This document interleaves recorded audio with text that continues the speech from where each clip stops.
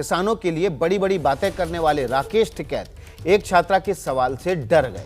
हरियाणा के झज्जर में आज एक तस्वीर सामने आई जिसमें एक छात्रा राकेश टिकैत के सामने मंच पर खड़े होकर उनसे सवाल पूछ रही थी। छात्रा ने पूछा कि किसानों के धरने से आम आदमी परेशान है। सुनिए।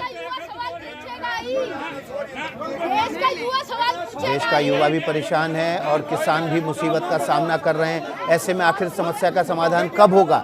लेकिन छात्रा के इस सवाल पर जवाब देने की बजाय उससे माइक छीन लिया गया।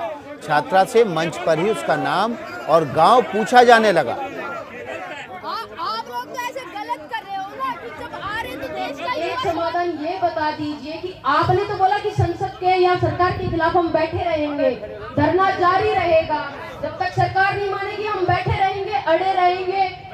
1% यानी 0.05% भी मान लिया कि सरकार भी ना अड़ी, आप भी ना अड़े, लेकिन उस चीज का कहां पर अंत होगा और इससे हमारे समाज के ऊपर, हमारे मेल मिलाप के ऊपर, जैसे 15 अगस्त की घटना हो गई जिसमें कि आप लोगों का हाथ था नहीं था ये हम नहीं जानते। 26 जनवरी रुको एक बोल। लंबी चौड़ी बातें करते हैं लेकिन सवाल पर चुप्पी राकेश टिकैत ने साध ली और माइक भी छात्रा का छीन लिया। कड़े सवाल पूछने से परेशान राकेश टिकैत ने जवाब तो दिया ही नहीं, छात्रा के हाथ से माइक भी छीन लिया। एक बार फिर सुनवाते हैं आपको छात्रा के सवाल जवाब, लेकिन इससे पहले आपको छात्रा के सवाल जवाब सुनवाएं। जगविंदर पटियाल का रुख कर लेते हैं। जगविंदर, बड़ा सवाल यही है कि सवालों से क्यों बच रहे हैं राकेश टिकैत?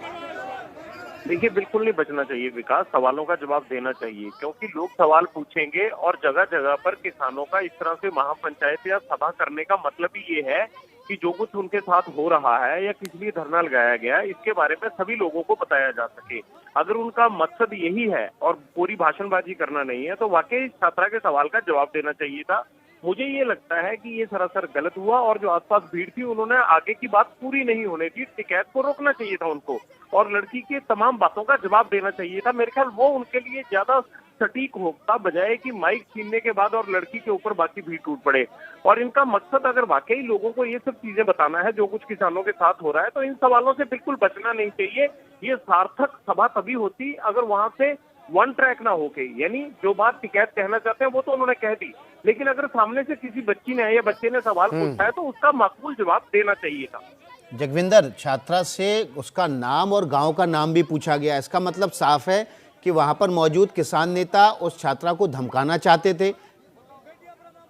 देखिए, वो जोड़ने लग जाते हैं कि आप फलाने छात्र संगठन से हैं, आप फलानी पार्टी से आपका छात्र संगठन जुड़ा हुआ है। इस तरह की तमाम लोगों के साथ ये नाम जोड़े जाते हैं, चाहे मीडिया हो चाहे छात्र संगठन हो। मैं उन तमाम चीजों से दरकिनार होकर सीधी एक बात कहता हूँ कि अगर राकेश टिकैत उस लड़की का सबको रोक के, बाकी भीड़ को रोककर उस लड़की के सवाल का जवाब दे देते तो शायद ये विवाद ही खड़ा ना होता।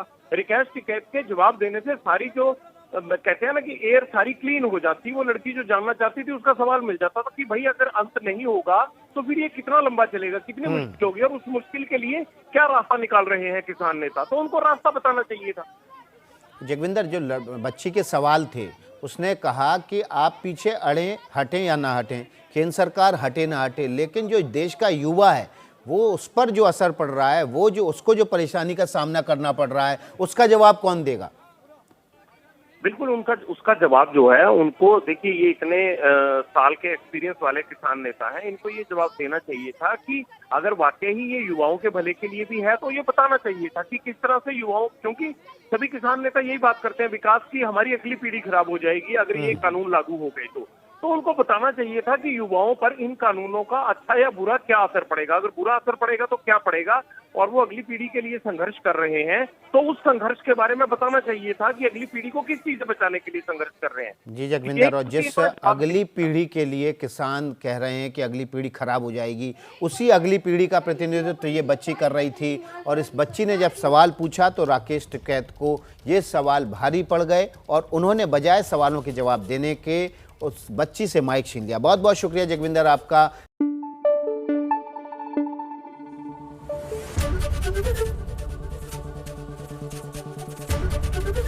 एबीपी न्यूज आपको रखे आगे।